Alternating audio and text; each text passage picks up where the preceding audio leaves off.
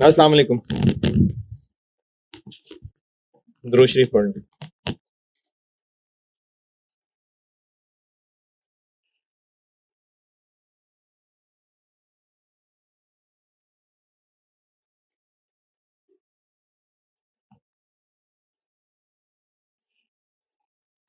अरे तो बहुत थोड़े लोग रह गए हैं। आप ज्यादा पहले भी इंडिविजुअल फोकस ही कर रहा था यार।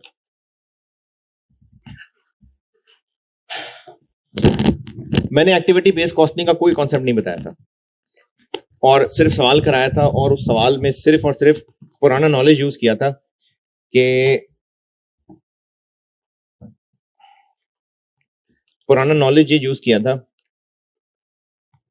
कि जैसे सारे खर्चों को डिपार्टमेंट्स में बांटते थे वैसे हमने बांट दिया प्रोडक्ट्स में। तो ये जो लोग अभी रिजल्ट के बाद आए, मैंने एक्टिविटी बेस्ड कॉस्टिंग का चैप्टर शुरू किया है जिसके बारे में कुछ नहीं सिखाया, सिर्फ पुराने नॉलेज की बेस पे 2 सवाल सॉल्व किए थे। अब बताता हूं एक्टिविटी बेस्ड कॉस्टिंग है क्या चीज।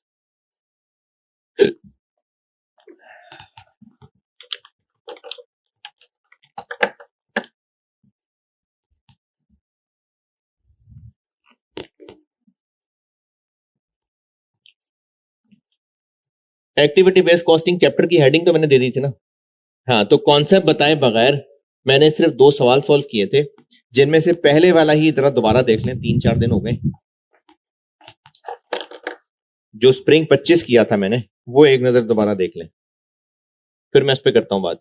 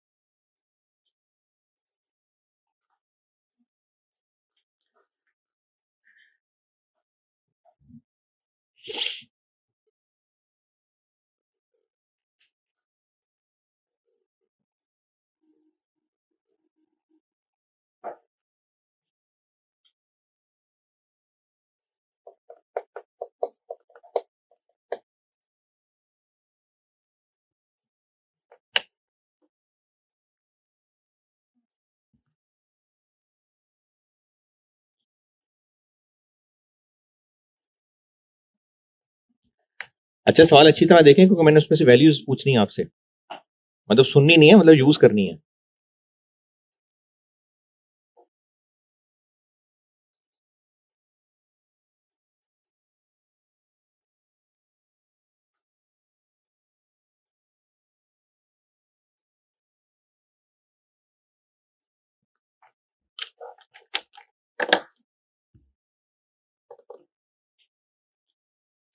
अच्छा, जिन लोगों का पेपर रहा है ना और वो कॉस्ट रिपीट कर रहे हैं या कंटिन्यू कर रहे हैं, तो एक तो मुंह लटका के ना बैठे। ये फेल हुए, यस, ये मतलब जरा कॉन्फिडेंस लाएं कि फेल हैं, कोई बात नहीं, कोई मसला नहीं है। वो सारे लोग से जो पास होके आगे चले गए हैं, कोई बात नहीं, कोई बात नहीं। मुंह लटका के बैठेंगे ना तो जो पढ़ रहे होंगे फिर वो भी नहीं समझ आएगा। तो ये फेल है, यस, ये चीज। हाँ जी, स्प्रिंग 25। अच्छा, मुझे सोल्यूशन ही दोबारा बता दें यार, सामने फिगर्स में ले आता हूँ, जरा पूरा माहौल बन जाए पिछली क्लास वाला। स्प्रिंग 25 वाला सोल्यूशन ही बना देता हूं दोबारा, बस फिगर्स बताते जाए। अंग्रेजी लिखी हुई थी और बेसिस टोटल प्रोडक्ट ए था, फिर प्रोडक्ट बी था, प्रोडक्ट सी था और ₹1000 थे। मैंने कोई एक्टिविटी बेस्ड कॉस्टिंग का मतलब नहीं समझाया था, सिर्फ इतना था कि जैसे पहले चैप्टर में ओवरहेड्स को डिपार्टमेंट्स में बांटे थे, बिल्कुल वैसे ही बस प्रोडक्ट में बांट दें। क्या क्या थे ओवरहेड्स? सुपरवाइजर की सैलरी थी, डायरेक्ट लेबर आवर्स थे जो कि वर्किंग वन में निकाले थे, टोटल 14,400, 3,600, 4752, 6048। फिर क्या था? Fuel and power. इसको हमने किलोवाट आवर्स पे बांटा था, ये दिए हुए थे? नहीं, वर्किंग टू।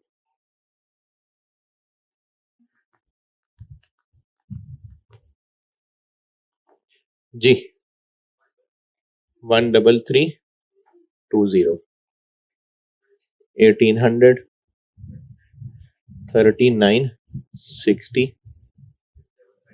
7560।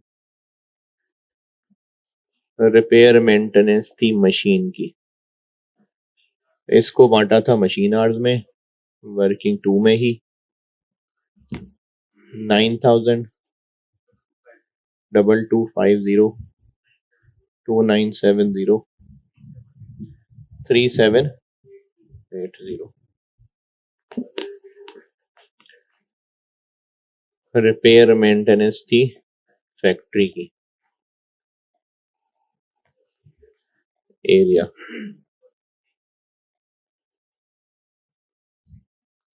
6360, 1800, 2160, 2400। ऑर्डरिंग कॉस्ट, ये नंबर ऑफ ऑर्डर्स पे बांटे थे, वर्किंग 4, 3300, 825, 1100, 1375 और अदर FOH थे। जी, ये हमने नंबर ऑफ यूनिट्स बांटे थे, 1275, 386, 425, 464।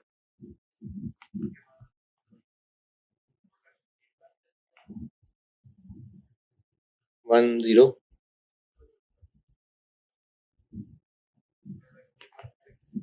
15367, 21627।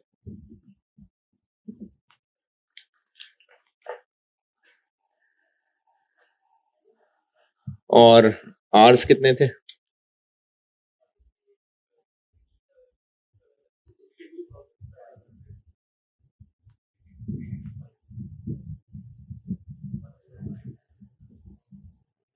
और ओवरहेड पर लेबर आर कितना था?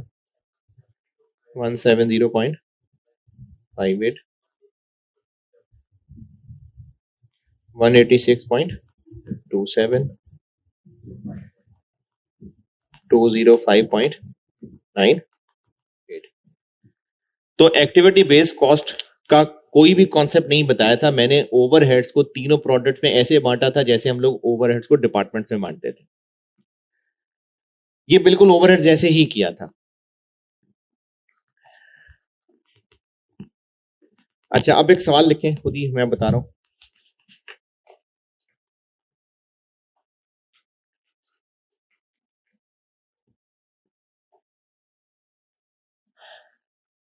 डाटा यही स्ट्रिंग 25 वाला ही लूंगा मैं। डाटा स्ट्रिंग 25 वाला है, रिक्वायरमेंट खुद ही बता रहा हूं। Calculate overhead cost per unit, calculate overhead cost per unit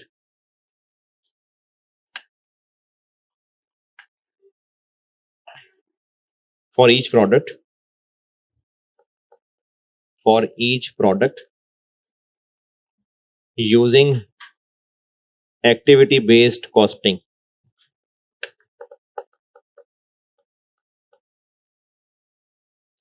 using activity based costing.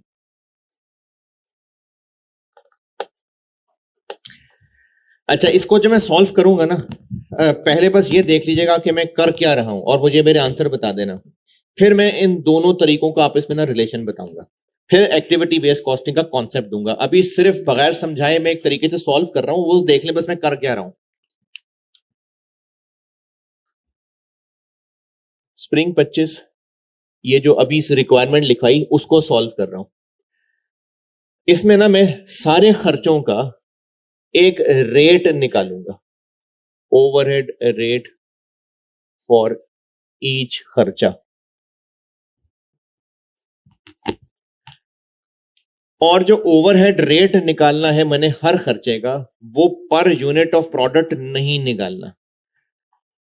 उसकी जो बेस है ना, जैसे सुपरवाइजर की सैलरी की बेसिस क्या है, direct labour hours, fuel and power kilowatt hour. तो मैं अब जो रेट निकालने लगा हूं हर खर्चे का पर उसकी बेस, ये करने लगा हूं मैं। पहला खर्चा क्या है, सुपरवाइजर की सैलरी।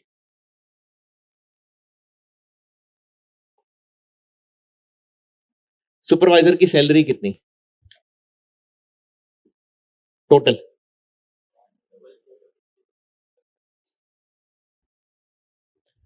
और इसकी बेस कितनी है,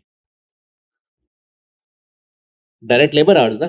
तो टोटल डायरेक्ट लेबर आवर्स कितने, 250,000। देखिए आंसर इसका क्या आया,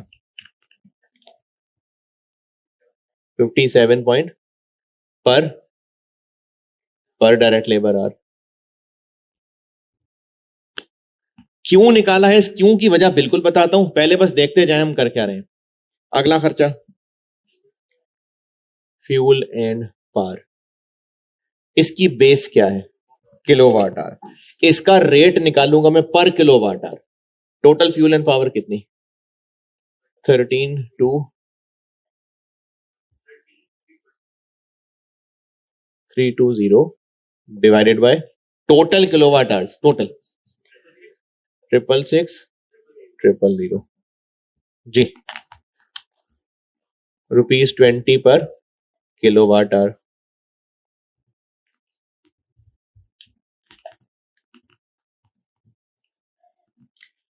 अगला खर्चा रिपेयर मेंटेनेंस मशीनरी की,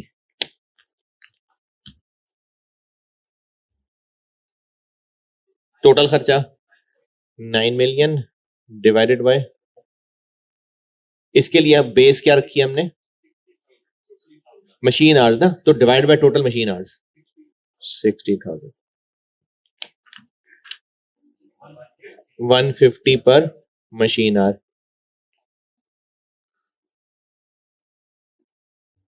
अगला खर्चा रिपेयर मेंटेनेंस फैक्ट्री की, टोटल खर्चा 636,000 डिवाइडेड बाय, इसकी बेस क्या थी, एरिया। एरिया क्या क्या है वो नंबर जो लिखे हुए, क्या चीज है वो, क्या है, बंदे हैं, कुर्सियां हैं, क्या है वो, फ्लोर एरिया क्या, मेजरमेंट यूनिट क्या है उसकी, स्क्वायर यार्ड ना, तो स्क्वायर यार्ड कितने हैं टोटल, 2120। क्या आया,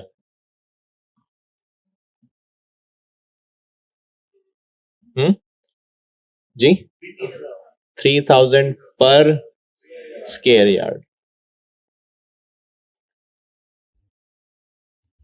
अगला खर्चा ऑर्डरिंग कॉस्ट, टोटल कितना 3,300। इसकी बेस क्या रखी थी, नंबर ऑफ ऑर्डर्स, तो divided by total number of orders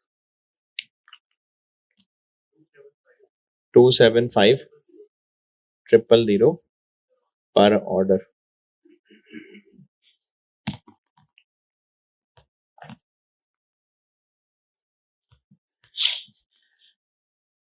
ji other FOH total कितने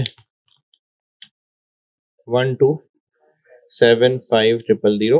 इसकी बेस क्या थी नंबर ऑफ यूनिट्स तो divided by total units total grand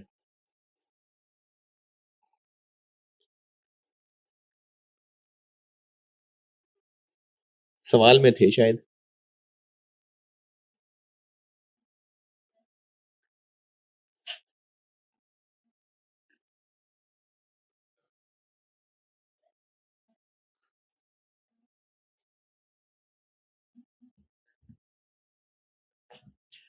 units की रेशियो में बांटा था तो डिवाइडेड बाय टोटल यूनिट्स किए होंगे ना। तीनों प्रोडक्ट्स के टोटल यूनिट्स कितने हैं 165। क्या आंसर आ गया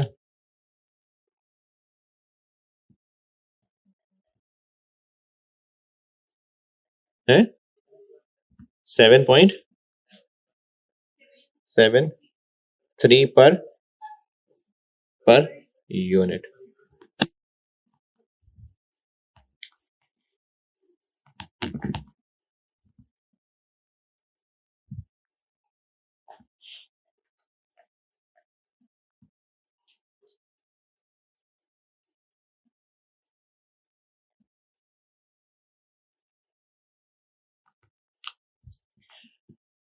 अब मैंने अब सारे खर्चों के रेट निकाल लिए ना, अब मैं हर प्रोडक्ट को अलग सॉल्व करने लगा। इन रेट्स को यूज करके प्रोडक्ट की पर यूनिट कॉस्ट ओवरहेड निकालने लगा। इनको यूज करना है मैंने, और ये काम आप पहले कर चुके हुए हैं। सुपरवाइजर की सैलरी को मैं करने लगा हूं यूज।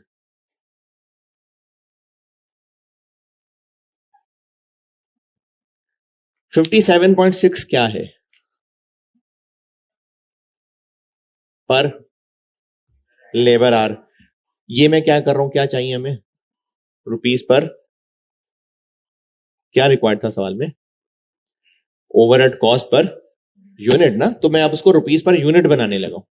अब मैं इनको यूज कर रहा हूं, ये मेहनत हो गई एक।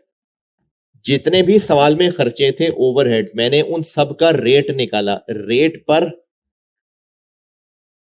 पर जो हर एक की बेसिस थी उसके हिसाब से रेट निकाल लिए। अब इसको हम यूज करने लगे तो 57.6 क्या है रुपीस पर लेबर आवर। इसको मैंने रुपीस पर यूनिट बनाना है तो क्या करूं, मैं प्रोडक्ट ए की ओवरहेड कॉस्ट पर यूनिट निकाल रहा हूं। इन सबको यूज करना है और उसको रुपीस पर यूनिट ऑफ ए बनाना है मैंने। तो 57.6 पर आर है, पर यूनिट कैसे बनाए इसको। एक यूनिट के लिए डायरेक्ट लेबर आवर्स कितने लगते हैं ए में 1.25 72। ये 72 नहीं समझ आया, ये बताएं पहले समझ आया क्यों कर रहा हूं, क्यों अभी समझाता हूं कि एक्टिविटी बेस्ड कॉस्टिंग क्या है। अभी सिर्फ ये बताया है कि ये हमने कैसे कैलकुलेट किया। सारे ओवरहेड्स जो उनकी अपनी रिस्पेक्टिव बेसिस थी उनको यूज करके मैंने पर बेस एक रेट निकाला है। क्यों का जवाब अभी नहीं दिया। और अब मैं इस मेहनत को इस्तेमाल करके प्रोडक्ट ए की ओवरहेड कॉस्ट पर यूनिट बना रहा हूं। तो ये चूंकि रुपीस पर आर था तो इनटू आर्स पर यूनिट किया तो ये रुपीस पर यूनिट आ गया। अगला खर्चा फ्यूल एंड पावर 20 रुपए क्या है पर किलोवाट आवर। इसको मैं रुपीस पर यूनिट कैसे बनाऊं,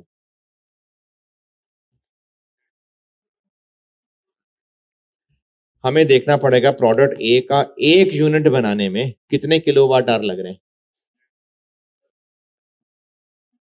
6। लेकिन ये तो पर मशीन आवर आ गया, पर यूनिट कैसे बनाऊं कितने 3। प्रोडक्ट ए का एक यूनिट इतने मशीन आवर ले जाएगा और एक इतने मशीन आवर चलेगी तो फिर ये इतनी एनर्जी कंज्यूम होगी और 1 किलोवाट आवर पे उतने रुपए खर्चा है। मैं इनको इस्तेमाल करके रुपीस पर यूनिट बना रहा हूं। ये पहले किए हुए हैं हरकतें आपने जी। 36। उसके बाद क्या है? रिपेयर मेंटेनेंस मशीन की 150 पर मशीन आर, 150 पर मशीन आर, पर यूनिट कैसे करूं उसको? 0.3 जी। 45। फिर आगे है रिपेयर मेंटेनेंस फैक्ट्री की 3000 रुपए पर स्केयर यार्ड।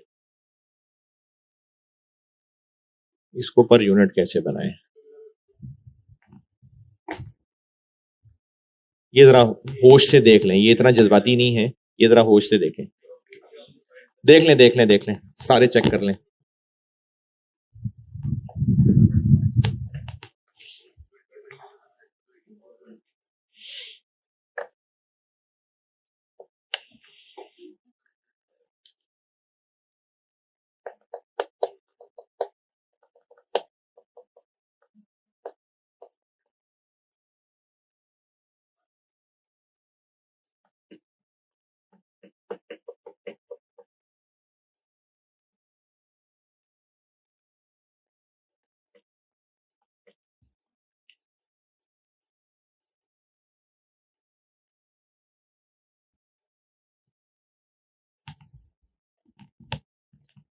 हाँ जी,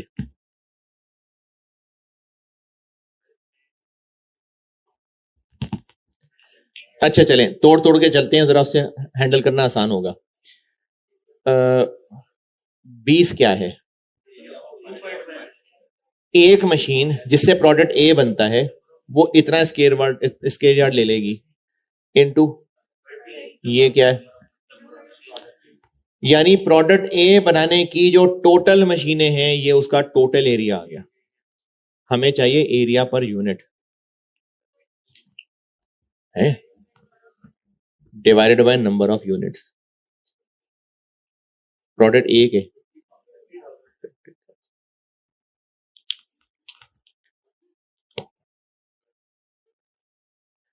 36।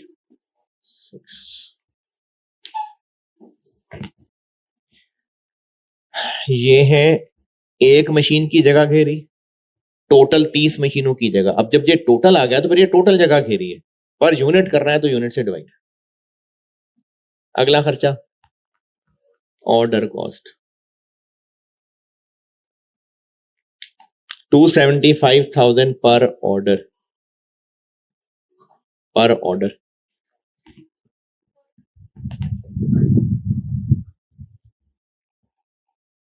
लेकिन ये तो मटेरियल के ऑर्डर थे, तो अब उसको प्रोडक्ट ए का क्या करें?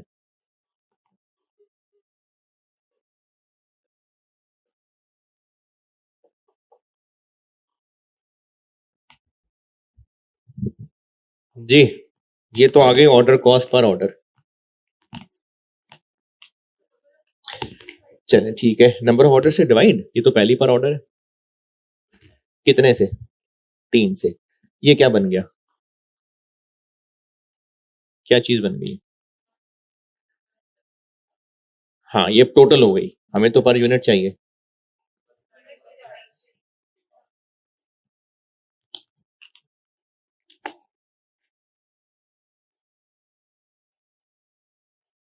$16.5 और आखिरी अदर FOH ये कितना है?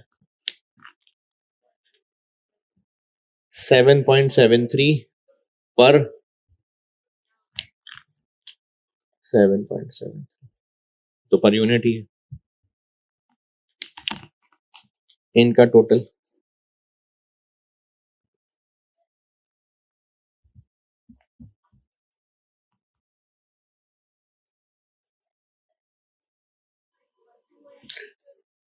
$213.23।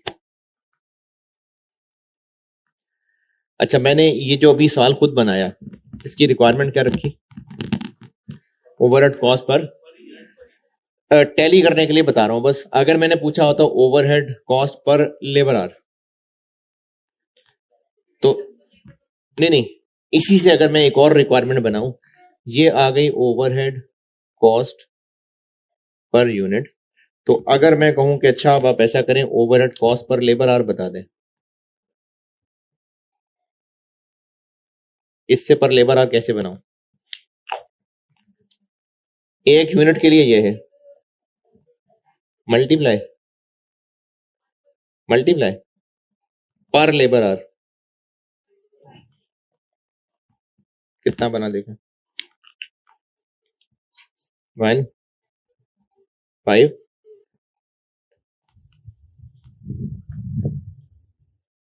ये अच्छा, अब ना आप एक बार एक मेहनत कर लें, प्रोडक्ट बी भी करें और प्रोडक्ट सी भी करें, फिर बताता हूं एक्टिविटी बेस्ड कॉस्टिंग है क्या।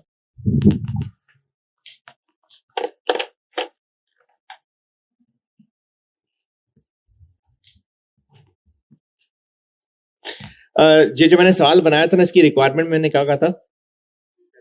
Overhead cost per unit and also calculate overhead cost per labour hour. चले, and also calculate overhead cost per labour hour. तो ये पर यूनिट से पर लेबर आवर हो गया। ऐसे ही प्रोडक्ट बी और सी भी कर दें, फिर बताता हूं कि एक्टिविटी बेस्ड कॉस्टिंग है क्या।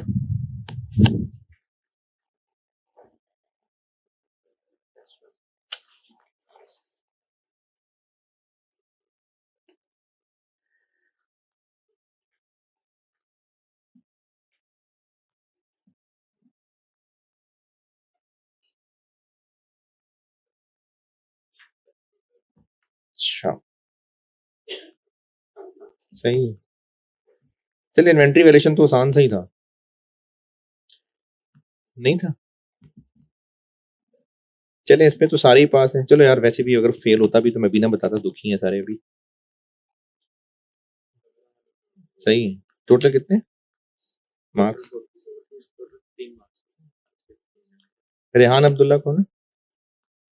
15 आउट ऑफ 15। चलो ठीक है यार, शाबाश। हाजरा 13.5। मोहम्मद उस्मान गया। ईमान फातिमा, गुलाम मुश्तबा 13 13 13। चले ठीक है, गुड। ठीक,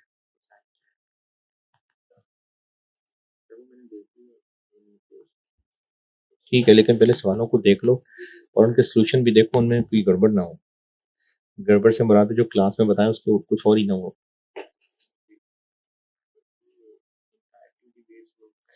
ओवरहेड्स का टेस्ट कब करना है भाई? ओवरहेड्स का इसी हफ्ते में ही कर लें, फ्राइडे सैटरडे। और बात सुनो, अनिका से पूछो कि जो बच्चे रिजल्ट के बाद आए हैं, तो उन्होंने वो लेक्चर लैब में कवर करने हैं पिछले, तो लैब में उनको जाने नहीं दे रहे। हम्म? नहीं, नहीं।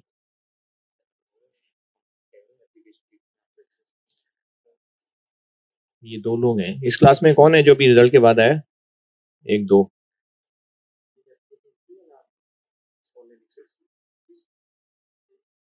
वो फिर आपको घर में देख लो, मतलब लैब के पीछे ना पड़ो, घर में देख लो। हाँ,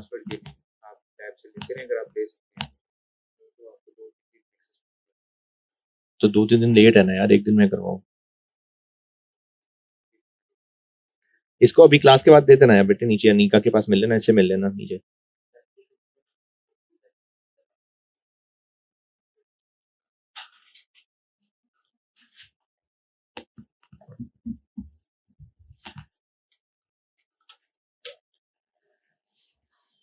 और आप सही कर रहे होंगे कि नहीं, वो आप खुद ही यहाँ से टैली करके देख लेंगे।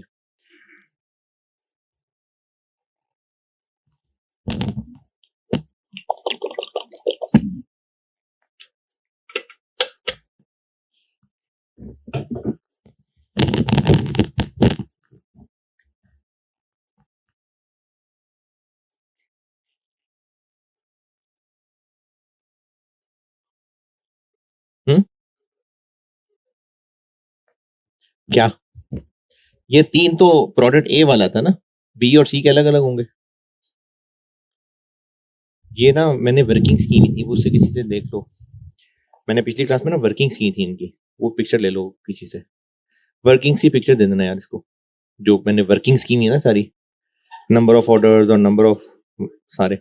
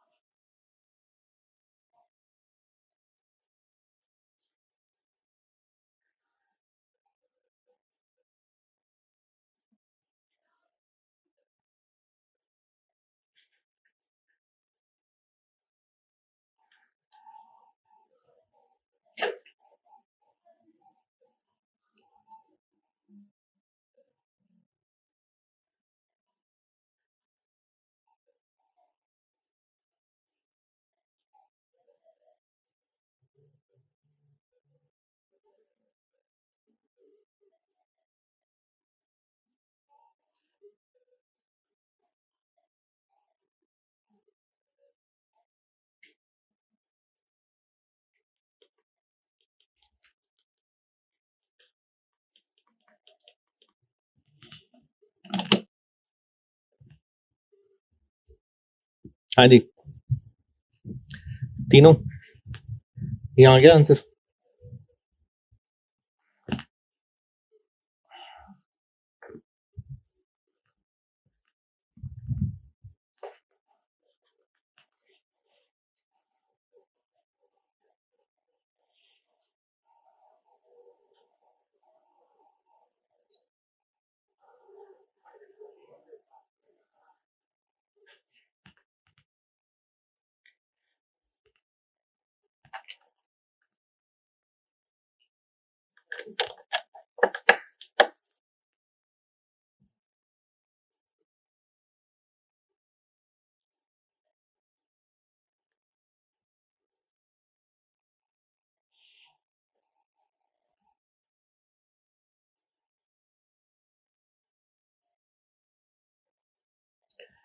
हाँ जी, कर लें सब लोग तो बताऊं फिर।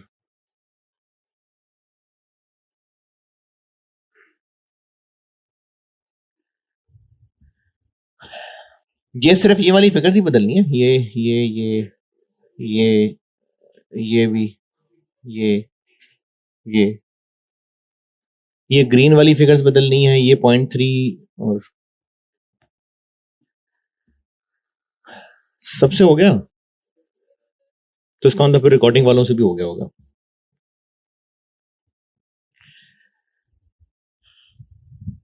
अच्छा, मैं ना एक्टिविटी बेस्ड कॉस्टिंग का कॉन्सेप्ट बताता हूं। तो आप ये काम ये करें कि ये जो अभी सोल्यूशन किया ना स्प्रिंग 25 का सही सोल्यूशन यही है, ये काम चलाऊ तरीका है, ये भी चल जाएगा। यानी इस साल की रिक्वायरमेंट असली वाली क्या थी, यही थी जो मैंने अभी की है, यही रिक्वायरमेंट थी। तो जो स्प्रिंग 25 सवाल की असल सोल्यूशन है ना वो ये है कि पहले सारे खर्चों का अलग अलग रेट निकाला, फिर उसको इस्तेमाल करके प्रोडक्ट की अलग अलग इंफॉर्मेशन निकाली।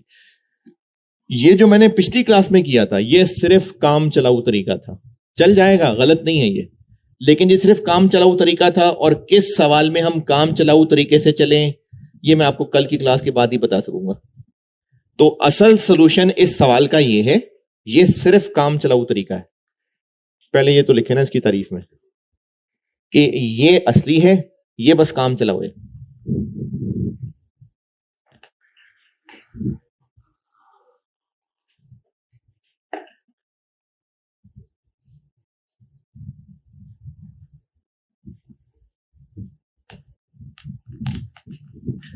ये बी और सी का ये आंसर आ गया ना 186 और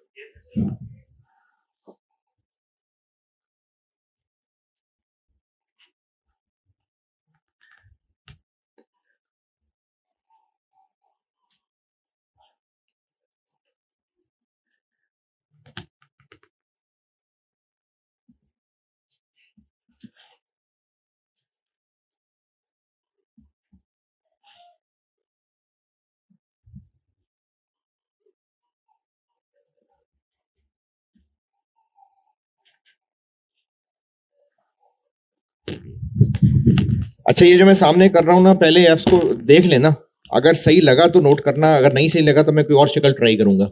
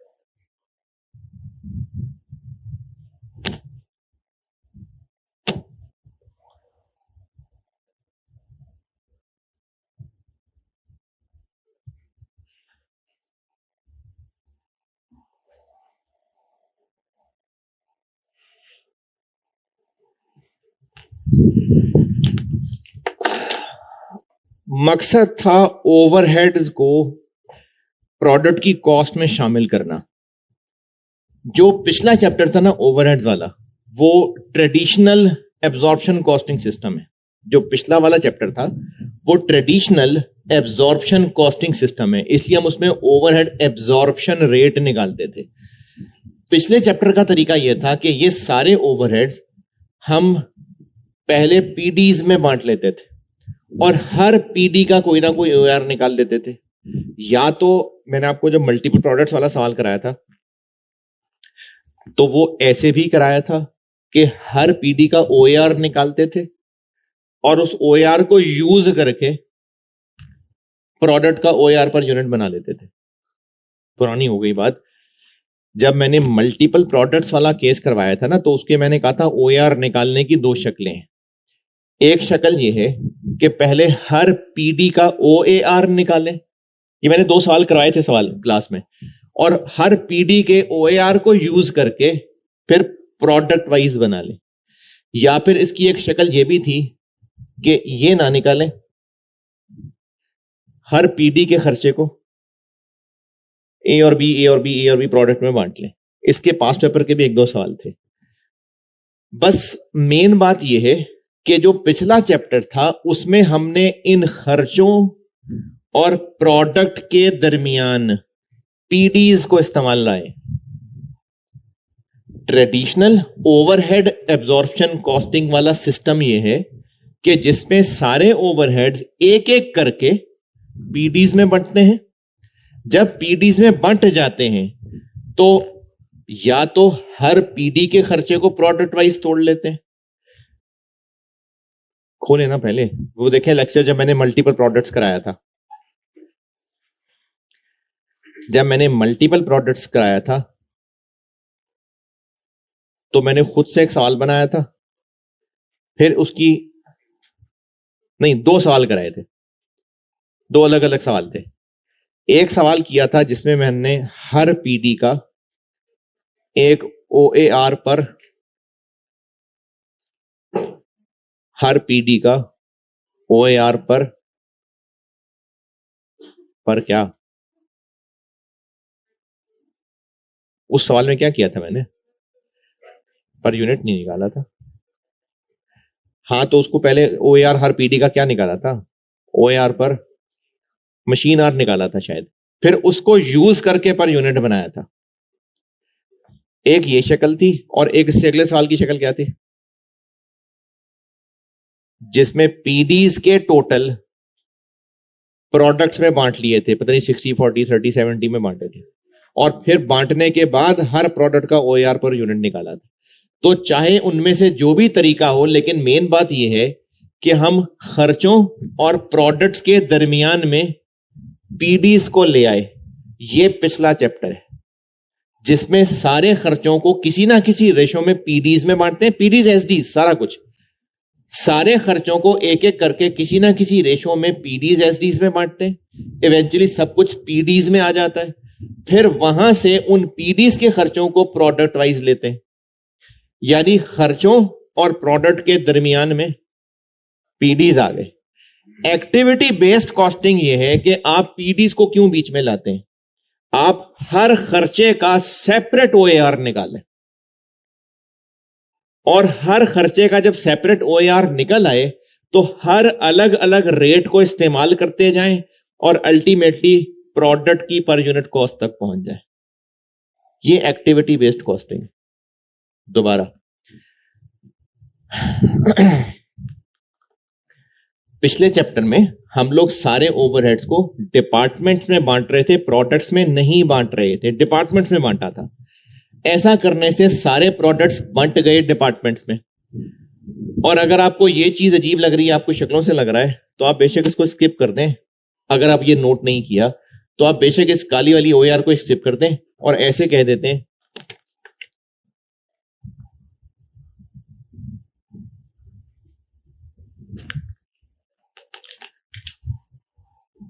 कि हमने फिर इन पीडी से आगे ओआर पर यूनिट बनाया था।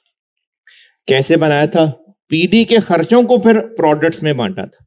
यानी बीच में पीडीज को लाए, पहले सारे खर्चे एक एक करके किसी ना किसी बेसिस पे पीडीज में एसडीज में बटे। जब पीडीज एसडीज का सारा कुछ दोबारा पीडीज में आ गया तो फिर वहां से प्रोडक्ट तक कैसे गए। हर पीडी का कोई ना कोई लिंक था। हो सकता है वो मशीन आवर्स की बेसिस पे हो कि on the basis of machine hours PD 3 40% time A को दे रहा है, 60% टाइम बी को दे रहा है। तो अब डिपार्टमेंट्स का प्रोडक्ट से क्या रिश्ता निकाल रहे हैं हम, शायद मशीन आवर्स का।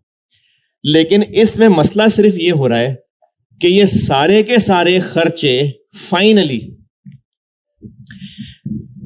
मैं पीडीज का जो पहले ओआर लिखा था वो बात बताऊं, या जिस तरह हम पीडीज को प्रोडक्ट वाइज बांटते थे उस तरह बोलूं जैसे पहले लिखा था? मल्टीपल प्रोडक्ट्स के सवाल किए थे हमने, उसमें मल्टीपल प्रोडक्ट्स के सालों में क्या किया था, जो पास्ट पेपर के भी 2 सवाल किए थे। पहले सारे खर्चे हमने एसडीज पीडीज में बांटे, सेकंड डे अपोर्शनमेंट हो गई, फाइनली हर पीडी का एक टोटल आ गया, फिर हर पीडी के टोटल को प्रोडक्ट ए और बी में बांटा था 60-40 30-70। वो 60-40 30-70 क्या था? हो सकता है मशीन आवर्स की रेशो, हो सकता है मशीन आवर्स की रेशो। यानी हमने फिर इवेंचुअली सारे खर्चों को प्रोडक्ट वाइज में किस रेशो में बांटा? इवेंचुअली मशीन आवर्स में। क्यों मशीन आवर्स में? क्योंकि ये सारे खर्चे बेशक अलग अलग रेशो में बढ़ते बढ़ते डिपार्टमेंट में पहुंचे, लेकिन फाइनली डिपार्टमेंट से प्रोडक्ट में कैसे बटे? यानी हमने हर खर्चे को फाइनली मशीन आवर में ही बांटा। एक्टिविटी बेस्ड कॉस्टिंग ये कह रही है कि सारे खर्चों को मशीन आवर की रेशो में क्यों बांट रहे हो? किसी खर्चे का ताल्लुक नंबर ऑफ ऑर्डर से होना चाहिए, किसी खर्चे का ताल्लुक नंबर ऑफ मशीन आवर से होना चाहिए।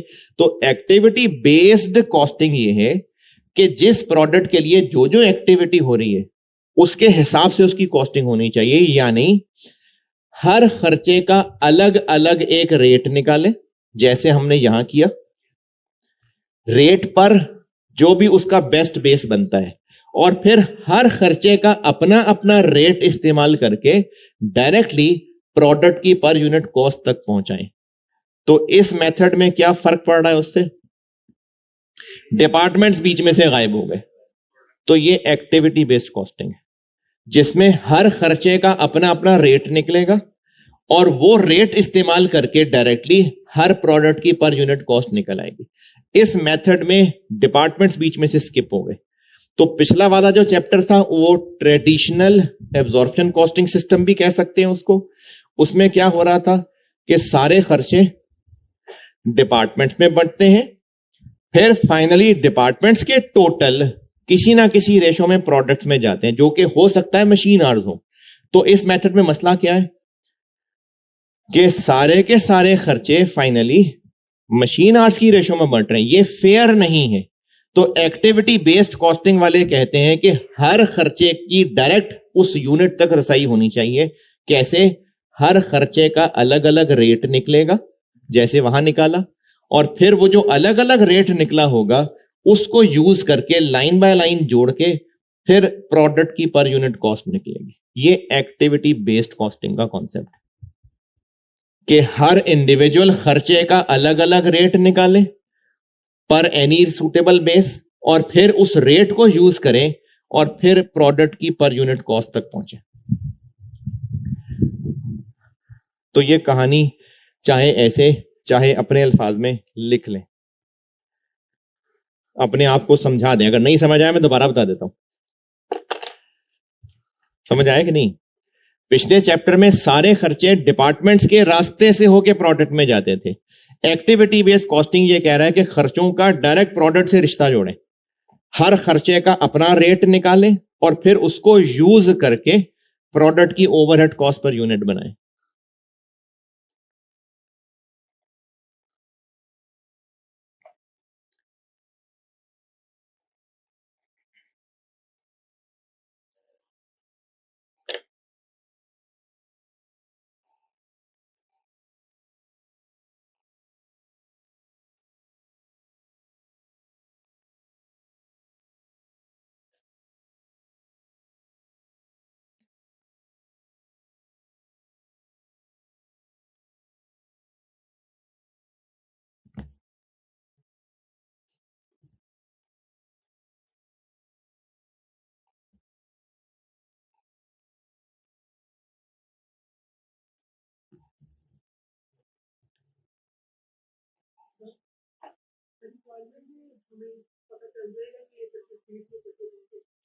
एक्टिविटी बेस्ड कॉस्टिंग का वर्ड मेंशन होगा तो चैप्टर 3 है, और इस सवाल में कहीं पीडीज एसडीज है ही नहीं, तो इससे भी पता चल जाएगा।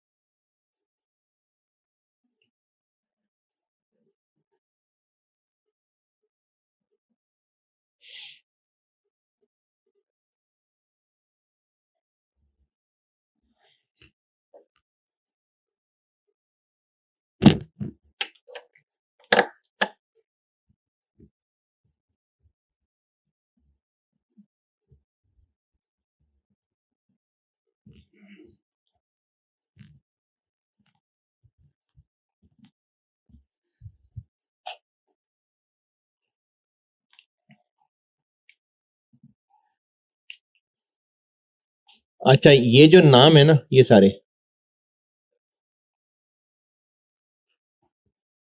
इनको कहते हैं कॉस्ट पूल। और ये जो पर हैं, पर, ये ड्राइवर हैं।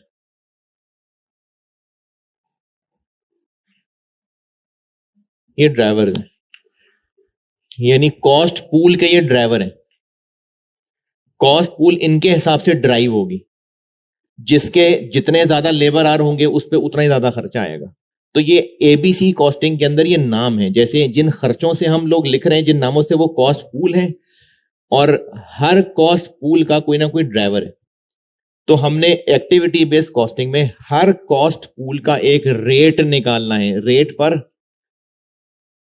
ड्राइवर, जो भी उसका ड्राइवर है। और आपको ये सवाल में ना, अगर मुश्किल सवाल हुआ तो थोड़ी मुश्किल होती है पहचानने में, वरना उम्मीद है कि ये आसानी से पता चल जाएगा। तो एक्टिविटी बेस्ड कॉस्टिंग का तकरीबन एक ही तरीका है सवाल सॉल्व करने का। सबसे पहले आपको हर खर्चे का अपना अपना रेट पर ड्राइवर निकालना है। उसके बाद जो सवाल की रिक्वायरमेंट है, फिर यहां से आगे वो रिक्वायरमेंट बढ़ेगी। एक्टिविटी बेस्ड कॉस्टिंग में हर खर्चे का पहले एक रेट निकलेगा।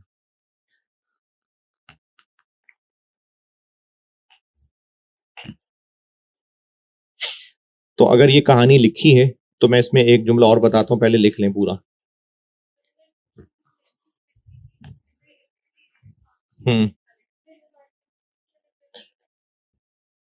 वरना किन दोनों में से? नहीं, काम चलाओ वाले को भी भूल जाएं। अभी फिलहाल काम चलाओ को भूल जाएं, वो कल बताऊंगा कि मैंने क्यों उस तरह किया और वैसे कि चलेगा कि नहीं चलेगा। काम चलाओ वाले को भूल जाएं। हाँ, अब आपका सवाल मैं ये आंसर करूंगा कि कैसे पता कि ये एक्टिविटी बेस्ड कॉस्टिंग का सवाल है या डिपार्टमेंट्स में बांटने वाला सवाल है। तो एक्टिविटी बेस्ड कॉस्टिंग वाला होगा तो डिपार्टमेंट्स ही नहीं होंगे।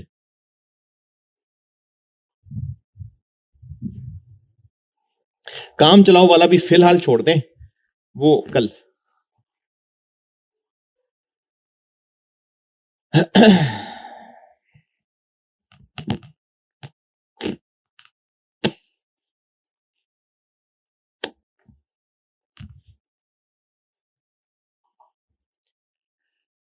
हाँ जी, थोड़ी सी कहानी लिखी तो एक जुमला और बोलूं फिर। एक्टिविटी बेस्ड कॉस्टिंग की कहानी लिख ली। जिन बिजनेसेस को ये एक्टिविटी बेस्ड कॉस्टिंग अच्छा लग रहा है ना, वो इस मेथड से एफओएच के साथ साथ एडमिन सेलिंग खर्चे भी प्रोडक्ट वाइज बांट सकते हैं। जो बिजनेसेस एक्टिविटी बेस्ड कॉस्टिंग लगाएं, पिछले चैप्टर में तो हम लोग सिर्फ एफओएच को बांट रहे थे। अगर बिजनेस एक्टिविटी बेस्ड कॉस्टिंग लगा रहा है तो इसका एक और फायदा यह है कि वो एडमिन सेलिंग खर्चों को भी प्रोडक्ट वाइज बांट सकता है।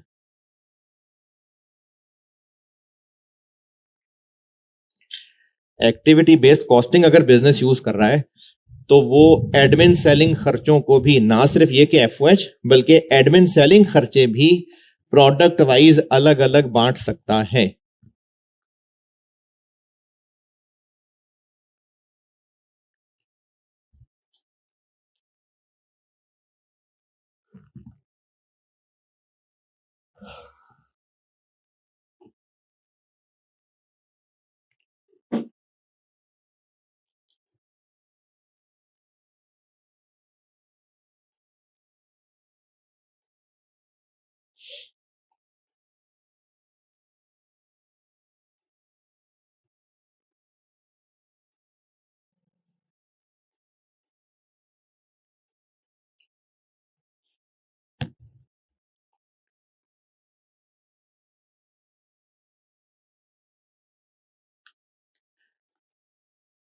हाँ जी, ये कहानी लिखी।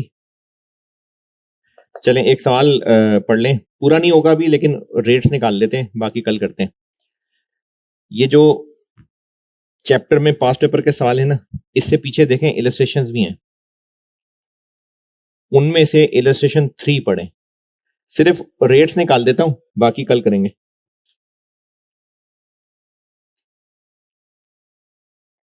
Illustration 3, jam enterprises. JAM, पास पेपर से पिछले पेज पे।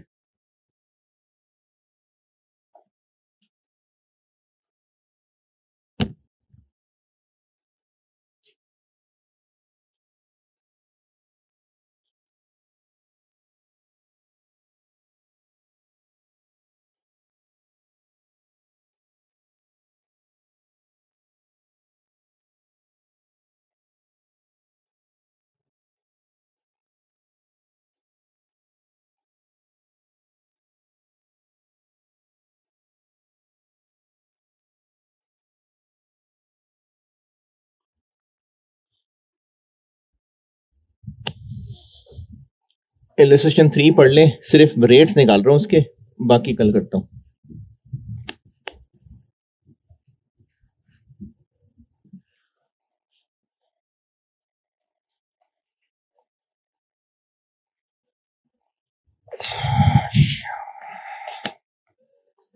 जी वो बताता हूं। ओवरहेड्स में कोई नहीं थी, इन्वेंट्री मैंने बता दी थी, एक्टिविटी बेस में से भी बताऊंगा।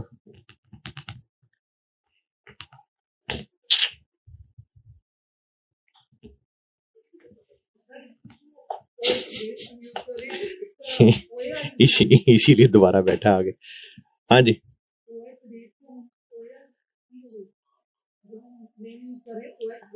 हाँ जी, OAR कह सकते हैं उसको, लेकिन ज्यादातर OAR का जो ताल्लुक है ना, वो जो पहले चैप्टर पढ़ा था ओवरहेड एब्जॉर्प्शन, लेकिन कह सकते हैं ओवरहेड OAR कह सकते हैं, कोई मसला नहीं है।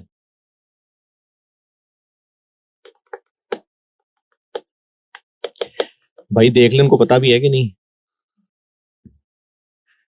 हाँ जी,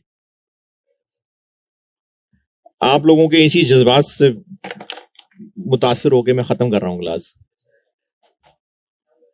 चल यार, कल ही निकालेंगे रेट भी।